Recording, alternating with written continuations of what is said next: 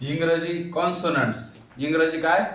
कॉन्सोनंट्स. काल आपण वाउल्स बघितले. VOWELS. वाउल्स मीन्स स्वर आणि कॉन्सोनंट्स मीन्स व्यंजन.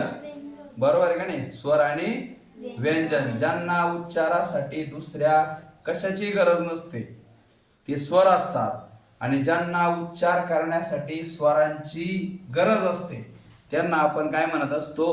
व्यंजन. लक्षात आलं का? व्यंजन उच्चार करत असताना त्यात स्वर असतो. बरोबर आहे का नाही? पण स्वरांमध्ये दुसरं काही त्या ठिकाणी मिक्स झालेलं नसतं. ते पूर्ण स्वतंत्र उच्चाराचे असतात. म्हणून त्यांना वाउल्स स्वर असं म्हटलं जातं आणि कॉन्सोनंट जे असतात व्यंजन त्यांना मात्र स्वरांचा त्या ठिकाणी काय करावा लागतो? आधार घ्यावा लागतो. म्हणून इथं आपण ते अर्धवट उच्चाराचे असे लिहिलेले असतात बघा. कसे लिहिलेले असतात? असं त्याचा पाय मोडलेला असतो. आला का लक्षात? हा पाय मोडलेला असतो बघा. आला लक्षात? हे का बरं? हे अर्धवट उच्चाराचे असतात म्हणून त्या ठिकाणी काय असे आपण दर्शवलेले असतात. आला का लक्षात? असे काय केलेले असतात? आपण दर्शवलेले असतात. बर, आता आपण ते सगळ्यांना हे करूया.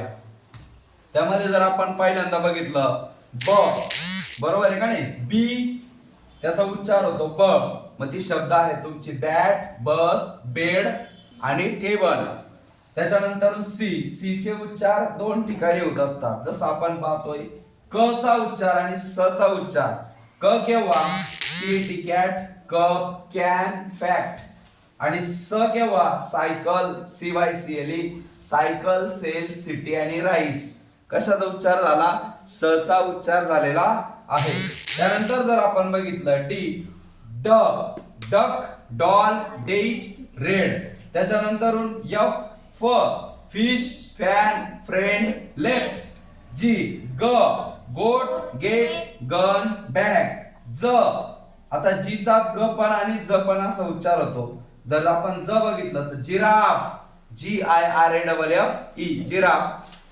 जेम, जेंटल. त्याच्यानंतर यच, ह, हॅट, हेन, हॉर्स, बिहाइंड. जे परत ज चा उच्चार आहे. जेचा आणि इथं जीचा ज चा उच्चार होतोय बघा. जग, जार, जोक, मेजर. के, क, kite, key, king, take. L, ल, leg, last, large, call. M, म, man, make, market, arm. N, न, नेट, नॉट, नेम. त्याच्यानंतर कॅन. पी, पी फॉर प, pen, pant, pond, cap. Q, Q चे उच्चार क आणि क्व असा होतो. क चा केव्हा बघा? कॉन्कर आणि रॅकेट. क्व केव्हा? Queen, quite, question. आर चा र, road, ran, word, car. Yes, स आणि झ, सी, से, सन, बस. आणि झ केव्हा? रोज, वॉज, वेज, बिकॉज. त्याच्यानंतर टी फॉर ट, टॉक, टेल, टॉप, बॅट. त्याच्यानंतर व्ही, व्ह, व्हेजिटेबल, व्हेरी, व्हॅन आणि लव. देन डब्ल्यू, व, window, wise, want, power. X, x चा उच्चार हा कस. त्याच्यानंतर गज आणि झ असा होतो बघा. जसं बॉक्स.